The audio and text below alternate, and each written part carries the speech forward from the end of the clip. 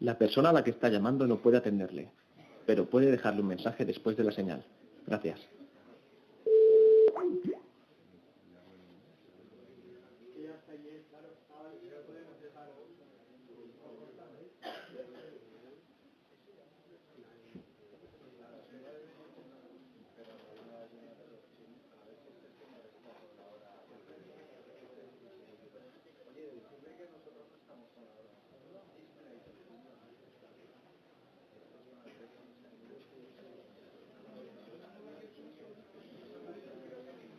Este señor hay que echarle, que es un...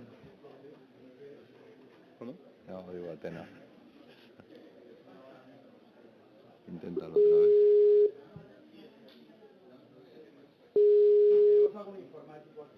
No, es que no descuelga. Ya. Hello, Mr. Sachs. How are you? I'm Juan Sapena. Nice to meet you. I'm the Dean at the Faculty of Economics here at the Catholic University of Valencia. Oh, great. So, while Mr. Robert arrives, I'm going to introduce you, and I'll start with a brief presentation in Spanish for the people here. So, Okay, entiendo español. Ah, Dile que- mejor. Mr. Sachs, buenos días. Soy el vicerrector de la Universidad Católica y director del Congreso, y creo que dentro de unos días usted y yo nos vamos a ver en Roma, en la Pontificia Academia de las Ciencias, con don Marcelo Sánchez Sorondo. ¿Qué tal? ¿Cómo estamos? ¿Hola? ¿Mr. Sachs? Algo pasa, ¿no? Oh, I'm with... Ah, sí. Vale, pues nada, utilizamos el... It's the Vice Chancellor of... bueno, es el vicerrector, anyway. Ya. Es Mr. una webcam. José Hola. Luis Sánchez. Nada, que le decía que dentro de unos días compartiremos en el Vaticano una reunión que tenemos en la Pontificia de las Ciencias sobre el tema de la discapacidad y otros temas de capacidades. Creo que está usted también invitado como una de las grandes estrellas del Vaticano. Juan, empieza. Bueno, voy a presentarle brevemente. Bueno, el doctor Sachs, para los economistas, para mí como investigador en el ámbito de las ciencias económicas, es un verdadero honor el tenerlo hoy aquí presente. Me hubiera gustado quizás la próxima ocasión incluso que hubiera podido desplazarse a Valencia, pero bueno, todo no es posible. Todo será. Bueno, les decía que es uno de los economistas con mayor reconocimiento y prestigio a nivel tanto académico como a nivel de implicación en los problemas reales de la sociedad a nivel mundial. Es experto en desarrollo sostenible. Recuerdo hace unos meses que tuve la oportunidad precisamente de hablar sobre su producción con el doctor Joe Kabowski de la Universidad de Notre Dame, y de verdad estábamos también en un seminario sobre temas de desarrollo.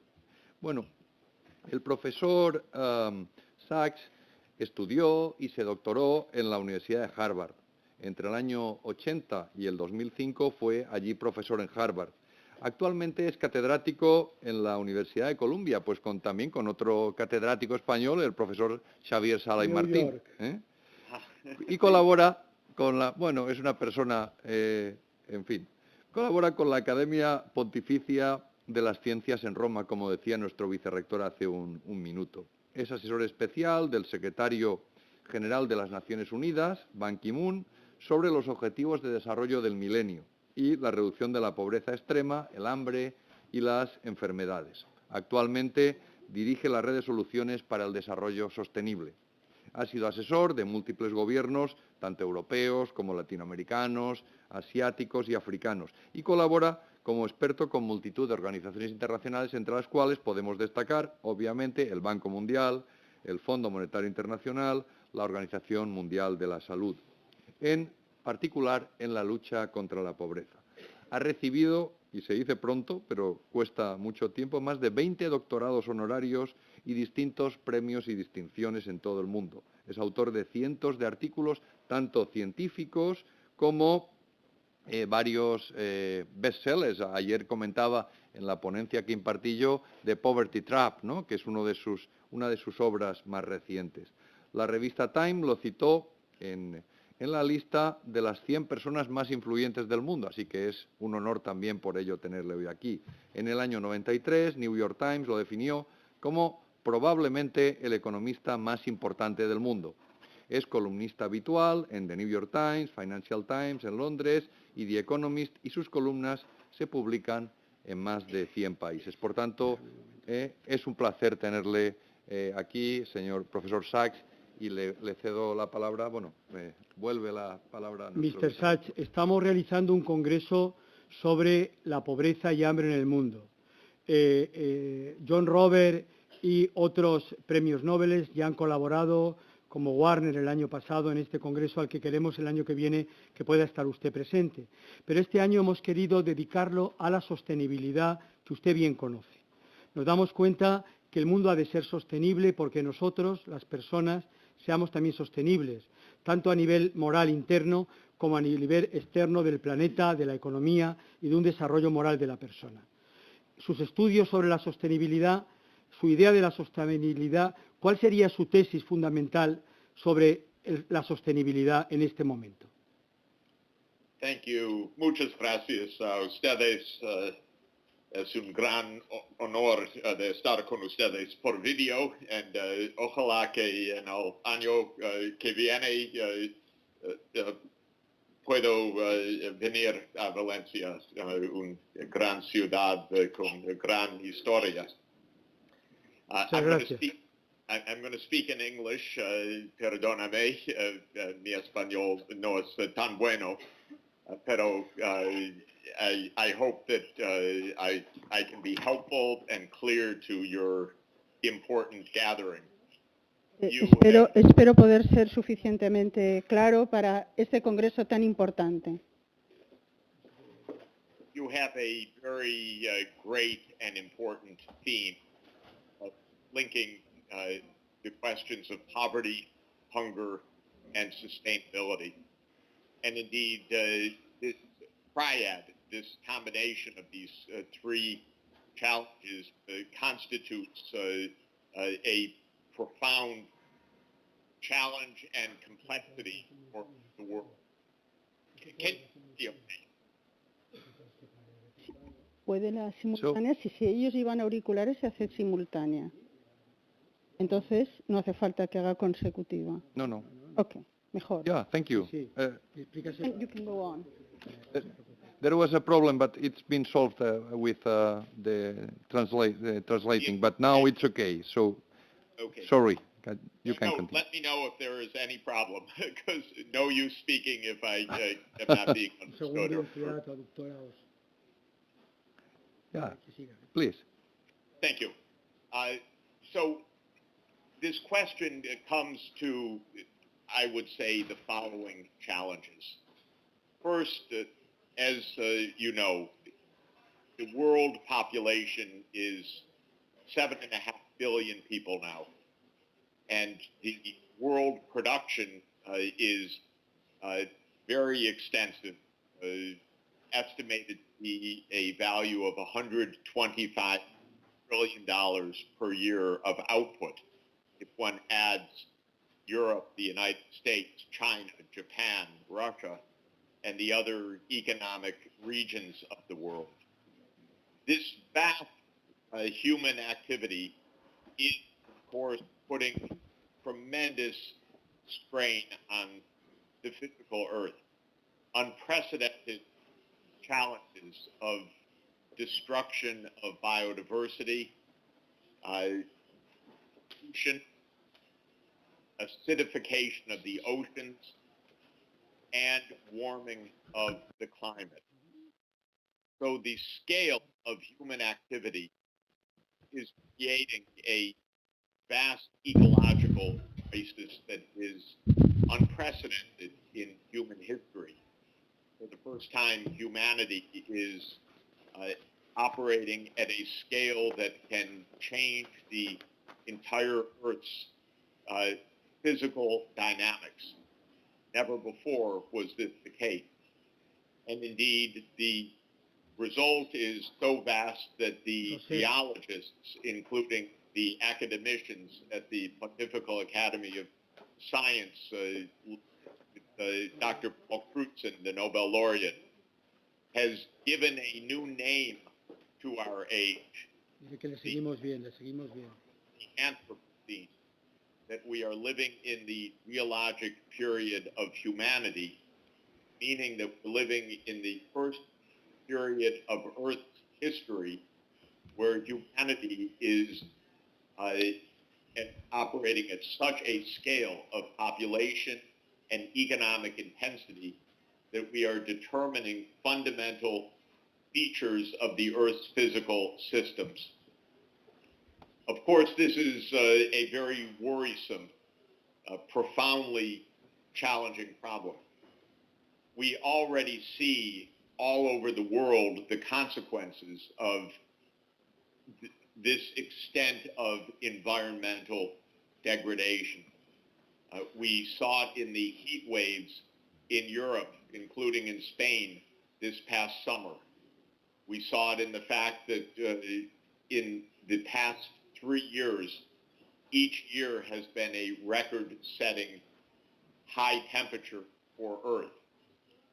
We have seen it in the 4 major tropical hurricanes in the Atlantic and the Caribbean region in the last month of tremendous destructive force that have destroyed recently Puerto Rico's economy, killed many people. And then just this past day, yet another hurricane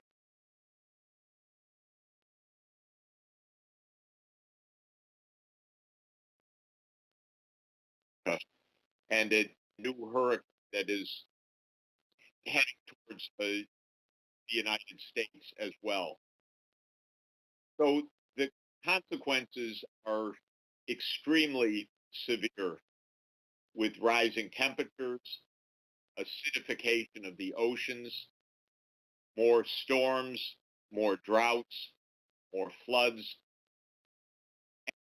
because of the clearing of land in the Amazon, in Indonesia, in Malaysia, usually where the land is being cleared to make room for new plantations and new cattle ranches and new soybean farms.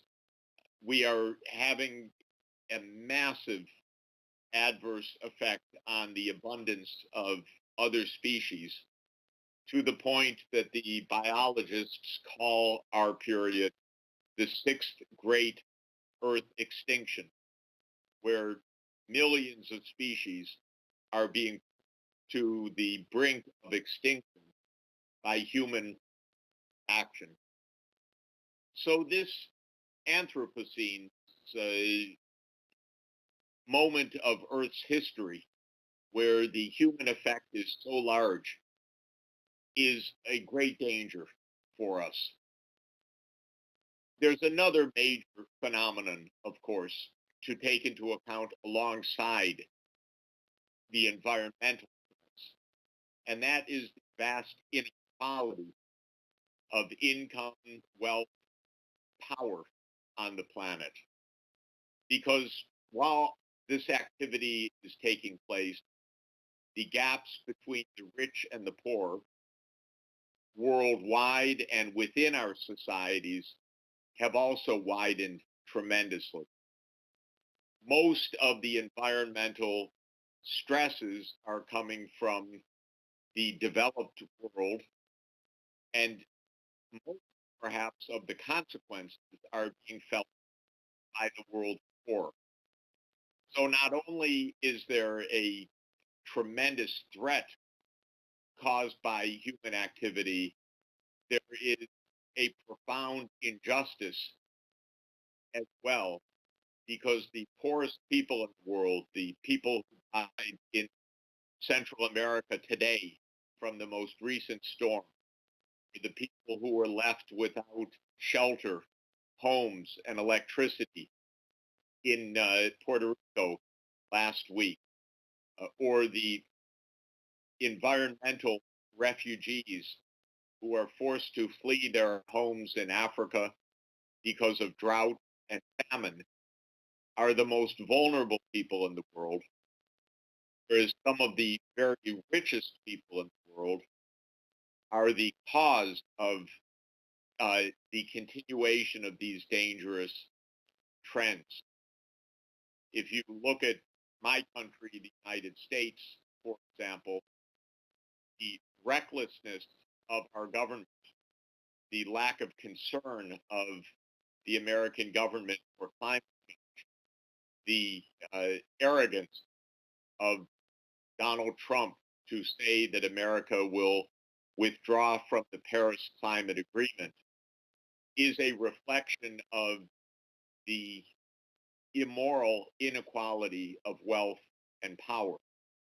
Because what's happening in the United States is that a small group of super rich, very powerful, and very arrogant people have taken control of the political system. Many are the owners of oil and gas enterprises, and they have put their cronies, their employees into the key positions of our government. Even the head of ExxonMobil became the Secretary of State, and the lobbyists from the coal and the oil and gas industry became the heads of the environmental agencies. Exactly people you would never put in these positions, because they are trying to destroy the regulations to give extra profits for these billionaire investors. So we face another challenge, and that is the inequality of wealth and income that leads to the immorality of politics and the takeover of our political system by super rich, immoral actors. And this has reached a very advanced crisis in the United States because our political system is especially corrupt, where billions and billions of dollars of corporate campaign financing pay for the elections of our representatives, who then turn the keys of government over to the corporate interests. So this is a terrible set of problems.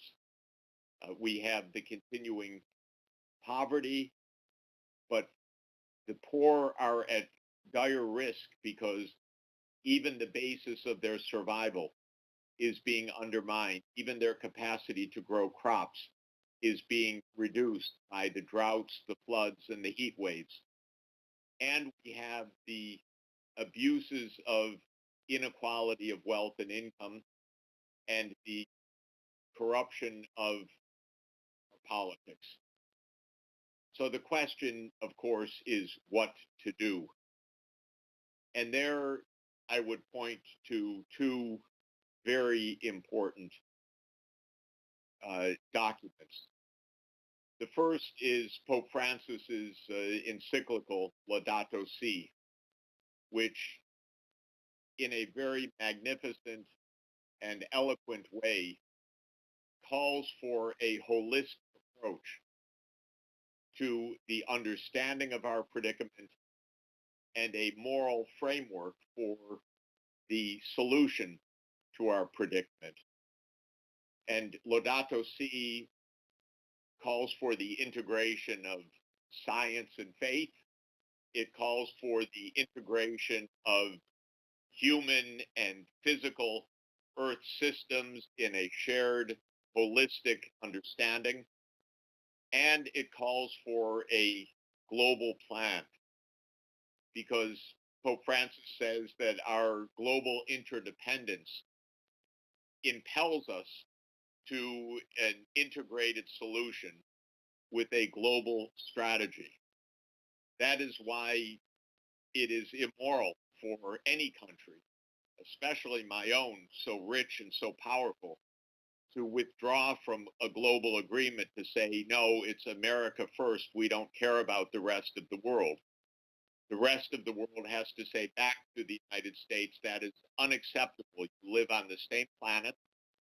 You share this planet. There is no way you can absent yourself from the responsibility of the planet.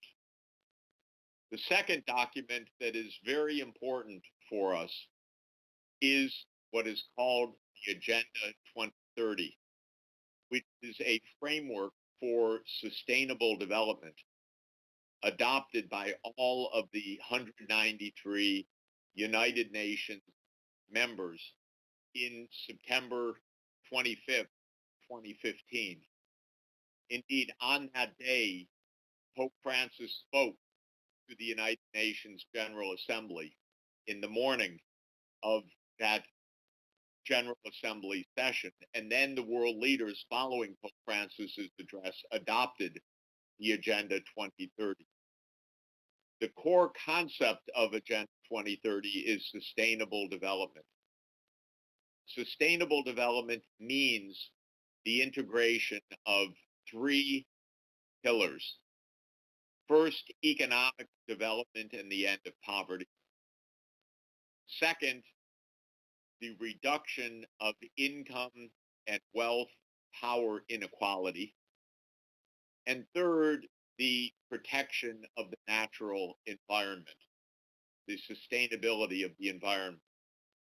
So the concept of sustainable development is, like Pope Francis called for, a holistic vision that integrates economic, social, and environmental considerations. A few weeks after Agenda 2030 was adopted on December 12, 2015, the same 193 UN member states adopted the Paris Climate Agreement to begin to implement Agenda 2030. The Paris Climate Agreement calls on the world to limit the global warming and to keep the global warming to well below 2 degrees Celsius. What this means is to keep the warming compared with the temperatures of the pre-industrial Earth to less than 2 degrees, and even to aim for a limit of 1.5 degrees. To give you the sense of what that implies, the Earth has already warmed, according to the estimates of NASA, the U.S. Agency, by around 1.08 degrees Celsius compared to the pre-industrial level. Technically, that means that the Earth today is about 1.08 degrees Celsius warmer than the average temperature of around 1880 to 1910, which is taken to be representative of the pre-industrial temperature of Earth. And that shows us that we are well more than halfway to the upper limit of safety that was agreed in the Paris Climate Agreement. And indeed, the scientists tell us that because of the inertial processes of the Earth's heating and the continuing imbalance of the Earth's energy flux because of global warming, we still have built in another 0.3 or 0.4 degrees Celsius simply from the actions that have already occurred in the past. So we're already very close to 1.5 degrees Celsius of warming once the ocean temperatures continue to rise in line with the greenhouse gases that have already been emitted. What this implies is that in order for Earth to keep below 2 degrees Celsius, we need to make a major, rapid transformation of our economies in order to keep some measure of climate safety. And most importantly, we need to shift from the fossil fuel-based economy, where coal, oil, and gas are our major primary energy sources, to a low-carbon energy future that is reliant on wind and solar power and hydroelectric power and perhaps nuclear energy in order to stop the emissions of carbon dioxide. And we have to do this on a time span of just 30 years. Because if we are to stay below the limits set in the Paris Climate Agreement, we have only 30 years left to decarbonize the world's energy system. This is a dramatic transformation that needs to be undertaken in a very short period of time. So I would suggest that these two core documents, Laudato Si and Agenda 2030, are really pivotal documents for us to frame and understand the response that is needed. Laudato Si sets a moral framework, and it is, of course, an appeal not only to the Catholic Church and its members, but to the whole world for a shared moral framework that says we will simultaneously end poverty, promote economic justice, and protect the environment. And sustainable development goals, including the Paris Climate Agreement, give us a practical set of objectives that need to be addressed in order for us to be successful in achieving sustainable development. This is an extremely difficult challenge because even if we were in a well-functioning global political system with a well-intentioned and well-directed set of institutions, the transformations that are needed to decarbonize energy, to promote health and education, to provide basic services to the poor, all of that would be a profound challenge in and of itself, simply on technical and logistical and financial effort. But of course, we are not in a well-functioning political situation. We're in an extremely dangerous political situation worldwide. The President of the United States himself is a psychologically unstable person, a danger to the world, frankly speaking, and a danger that we need to understand and acknowledge. And everywhere we look, including in Spain, politics is very difficult and very complicated. Whatever one thinks about the situation in Catalonia, for example, in my opinion, this is a huge distraction from the urgent challenge that we face, because Spain should be helping to lead global solutions, but instead Spain is completely focused on the internal divisions, which are very great and very serious, and I don't want to minimize them, but the orientation is not global problem solving right now. The orientation is purely internal. And this is a problem that is taking place all over the world.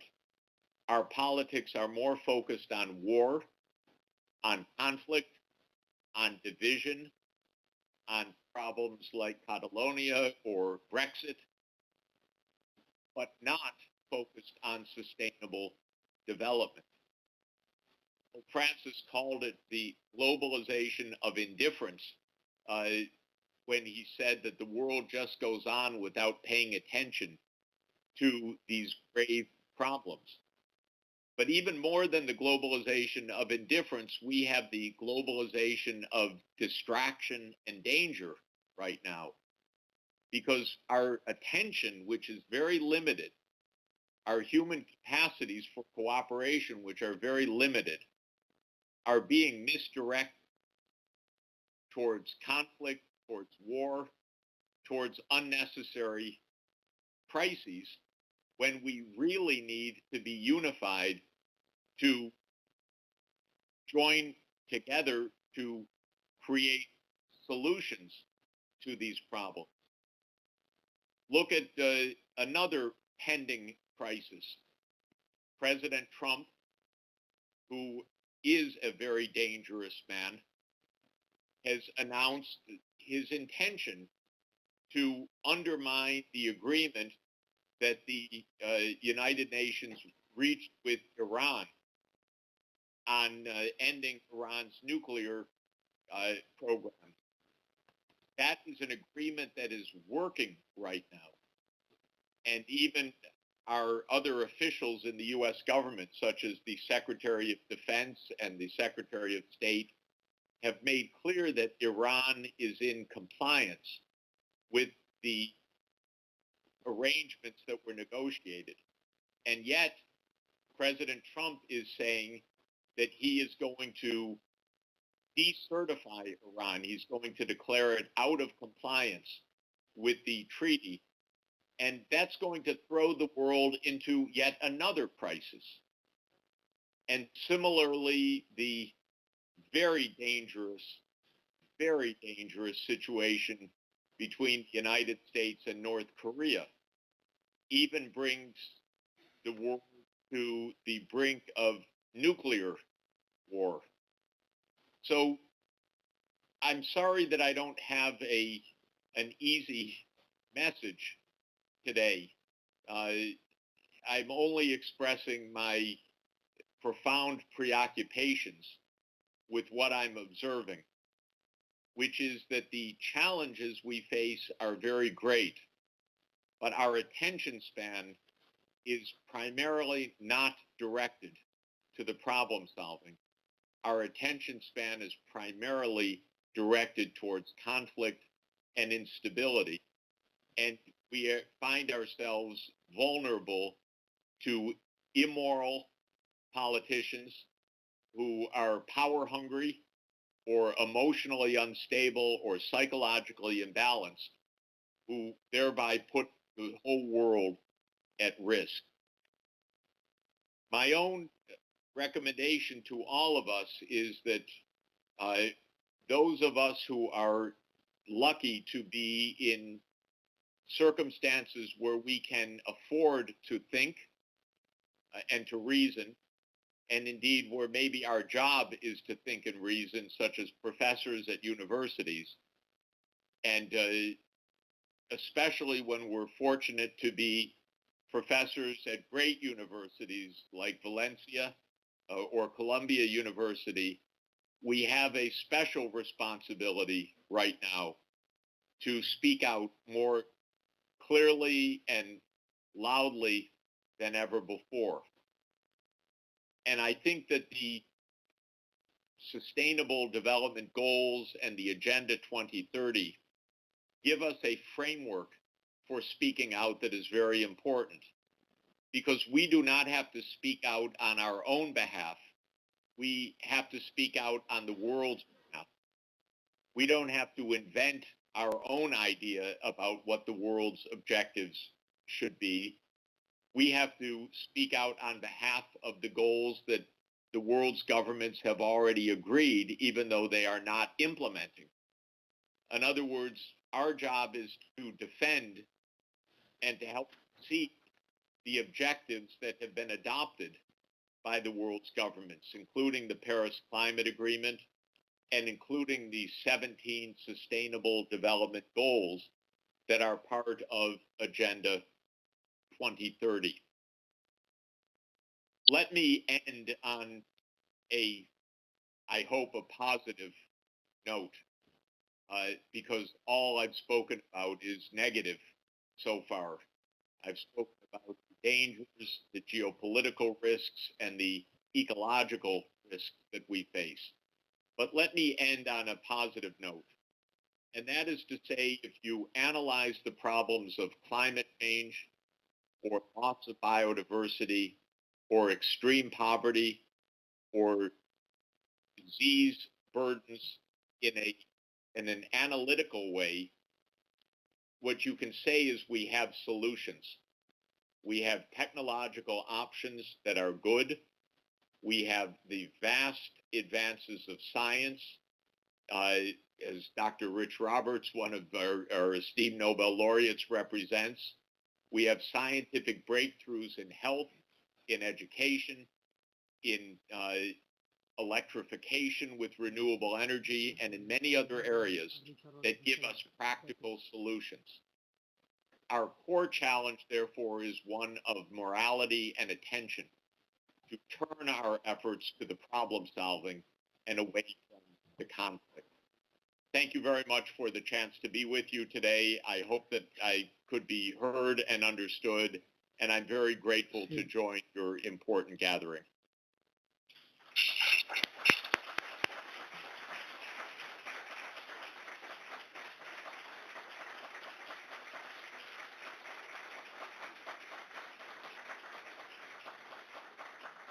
Mr. Sachs, quería preguntarle, no sé si Richard Robert quería saludarle un momento desde aquí, ya que es el que ha tenido, pero quería preguntarle, ¿el Papa Francisco está siendo ese líder moral de la humanidad que usted hablaba hace un momento? Y la segunda cosa, el Papa apunta mucho a la importancia de la quiebra de humanidad que está habiendo en estos momentos, de ese relativismo donde si todo vale, nada es valioso, donde falta también una apuesta por la búsqueda de la verdad en las universidades, en los científicos, y que realmente este sentido relativista, ¿no?, que se está imponiendo también, que todo tiene la misma importancia, pues que no es así, ¿no? Entonces, el Papa está siendo ese líder mundial que usted nos ha dicho, y realmente la Laudato Si está siendo un documento referencial. Y en segundo lugar, ¿cree que las universidades y los intelectuales tenemos que preocuparnos más de la búsqueda de la verdad y de no tener miedo a exponerla? Thank you very much. I do believe Pope Francis is our world's most important moral leader. When he is speaking for all of humanity, and he's speaking with when he speaks, he is speaking for all of humanity, and he is speaking with remarkable strength and vision and bravery. And so I think we all are grateful for that. And I very much profoundly appreciate that when he speaks, he's speaking both from the moral challenge and the scientific challenge, because he is emphasizing that what we need most of all is the combination of ethics and science. One could say of faith and reason together, that we cannot solve these problems by one alone, and that we need to learn from the science, understand the situation as realistically and clearly as possible, and apply solutions within a moral framework. And I, for one, very much subscribe to the doctrines of the Church, two in particular that I think are very important for us. One is the preferential option for the poor, that when we look for the solutions within a moral framework, we must give special preferential attention to the poor. And the second doctrine that I find very important for us is what the Church social teachings call the universal destination of goods, meaning that the earth belongs to all of us for the common good, not to particular individuals for narrow self-interest. And this idea that the earth is held for all, I think, is extremely important in the age of the Anthropocene. We are all bound by the shared responsibility and by the universal destination of goods. When it comes to the role of the university, I think we have a special responsibility. Universities are home to the wonderful knowledge, the science, the moral philosophy, the policy studies that make it possible for us to bring together people of different disciplines to analyze deeply the political and the environmental problems that we face. Our governments in general are not capable of doing this effectively right now. So I believe that the universities have a special role to play to help society to understand the complex challenges and to find a way out of the crisis. And I do believe we should be inviting our parliamentarians and our members of cabinet to the universities for workshops, for studies, for emphasis of scientific findings, for meetings together also with the business community to talk about the morally responsible way forward. Because when the politicians are just left by themselves, they're not going to be able to solve the problem. And often there's too much corruption as well, too many narrow interests that are impeding the common interest. Whereas the universities reflect the common interest. And as institutions, we have lasted hundreds and hundreds of years. I believe Valencia, the University of Valencia is more than 500 years old. This is also a basis for the universities to say we are members of society for the long term, not for short-term interest, but for the long term, and to help think about, therefore, what is responsible moral stewardship, looking for the long term. Mr. Sachs, nos congratulamos de vernos unidos en torno al Papa Francisco como líder mundial, como usted ha dicho, que habla del desafío moral y científico y de esa combinación fides et ratio, fe razón, y sobre todo de esa opción de que los pobres estén en nuestro corazón permanentemente, sean referente y que el destino universal de los bienes, a pesar de que el hombre tenga derecho a su propiedad privada y a tener su creatividad y su manera de actuar, que pueda poner todo al servicio de la humanidad y no para él mismo. Está aquí con nosotros Richard John Robert y está aquí con nosotros Marc von Montagut, que nos han hablado estos días de la posibilidad de los transgénicos como solución seriamente al hambre en el mundo.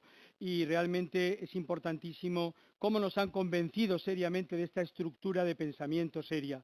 Gracias por pensar, gracias por ayudarnos a pensar a todos y reciba este fuerte aplauso de esta universidad que le espera pronto aquí en Valencia.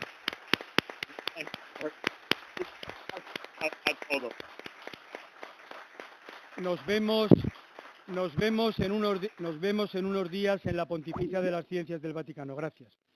Bueno, pues nada, ya hemos seguido bastante bien desde la London School. Saludamos a John Robert y a Marc Montagut que están con nosotros esta mañana con un aplauso de nuevo, por favor. Están aquí cerca de nosotros. Muchísimas gracias.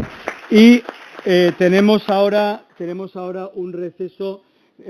Simplemente voy a dejar 2 minutos a don Juan para que haga una síntesis rápida, pero tenemos ahora hasta la mesa de expertos que será, a las 11:30. Por tanto, tendrán ustedes más de media hora de descanso. Don Juan, un pequeño resumen de 2 minutos, que usted como yo tendemos a hablar mucho. Sí. 2 minutos y hago un pequeño resumen de Mr. Sachs. Bueno, yo creo que han entendido ustedes todos perfectamente el mensaje. Yo solamente destacaría un par de ideas.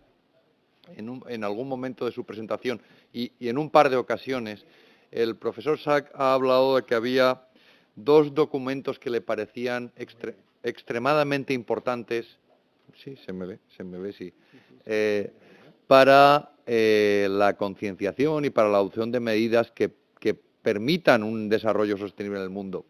Sí. El segundo de ellos, empezamos por el segundo, porque parece que es el que se está oyendo más en el mundo, fuera, digamos, del mundo católico, sería la Agenda 2030. Lo que pasa, saben ustedes, que estas agendas están hechas para ser incumplidas años después y, por tanto, sería la senda de los commitments, de los compromisos, de las reglas. Pero el primer documento que ha mencionado, que creo yo, que así como del Papa Francisco, lo decía también nuestro vicerrector, se habla mucho, ¿no? Hoy, qué gran personaje, qué gran líder mundial, pero sin embargo de su obra, la Laudato Si, que cuando uno la lee realmente tiene un contenido técnico y ético muy valioso, yo creo que para todos nosotros, pues el profesor Sachs la ha mencionado como el segundo pilar, el segundo documento que establecía algo, él lo llamó el framework, es decir, algo así como el esqueleto moral, el armazón moral que permitiría al mundo, desde luego, adoptar soluciones más sostenibles. Yo creo que sin el armazón moral, sin el armazón ético, pues las normas y los compromisos se deshacen como azucarillos. No diría nada más. Muchas gracias. A las 11:30 en punto, tienen ustedes para desayunar un rato y hablar y comentar. 11:30 en punto nos reunimos aquí y después tenemos a la exministra, doña Elvira Rodríguez, presidenta de Traxa, ministra de Medio Ambiente, que nos hablará de pobreza, hambre y sostenibilidad. Levantamos la sesión.